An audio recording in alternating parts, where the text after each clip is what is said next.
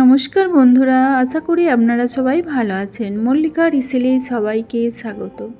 আজকে আমি বাড়িতে বানিয়ে নিচ্ছি লস্যি।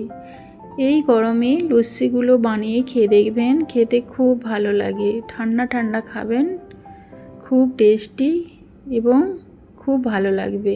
এখানে নিয়ে নিয়েছি দুটো হ্যামসাগর আম দুটোকে এবারে কেটে নিলাম। দেখতেই পাচ্ছেন কিভাবে কেটে নিচ্ছি, এইভাবে কেটে নিতে হবে। এবারে একটি চামচের সাহায্যে কিছু পাল্প বের করে নিলাম আর কিছু ডেকোরেশনের জন্য রেখে দিলাম। এখানে আমি পাল্পটা বের করে নিয়েছি। দিয়ে দিলাম এর মধ্যে টক দই,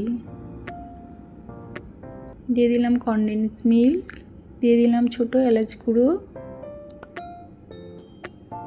দিয়ে দিলাম বরফের টুকরো, দিয়ে দিলাম বিট লবণ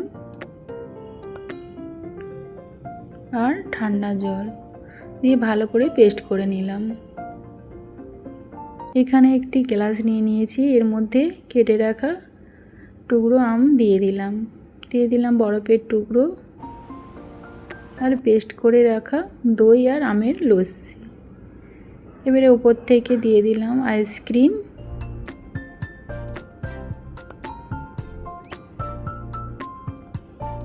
আর কিছু ড্রাই ফ্রুটস, কেশর, দিয়ে দিলাম চেরি আর আমের টুকরো দিয়ে সাজিয়ে নিলাম। এইভাবে ঠান্ডা ঠান্ডা খেয়ে দেখবেন, খেতে খুব ভালো লাগে। এইখানে আরেকটা আমি লস্যি বানিয়ে নিচ্ছি। এখানে নিয়ে নিয়েছি টক দই আর কেশর ভেজানো দুধ, দিয়ে দিলাম চকলেট আর কোকো পাউডার, দিয়ে দিলাম চিনি আর কিছু ড্রাই ফ্রুটস দিয়ে পেস্ট করে নিলাম। এইখানে আমি চকলেটের সিরাটা দিয়ে একটু ডেকোরেশন করে নিলাম। এবারে পেস্টটা দিয়ে দিলাম। এবারে উপর থেকে সাজিয়ে নিলাম কিছু ড্রাই ফ্রুটস, গোলাপের পাপড়ি আর চকলেটের সিরাটা দিয়ে। আশা করি আপনাদের এই ভিডিওটি ভালো লেগেছে। ভালো লেগে থাকলে একটি like, comment, share and subscribe করে দেবেন আর পাশে থাকা বেল আইকনটি প্রেস করে দেবেন।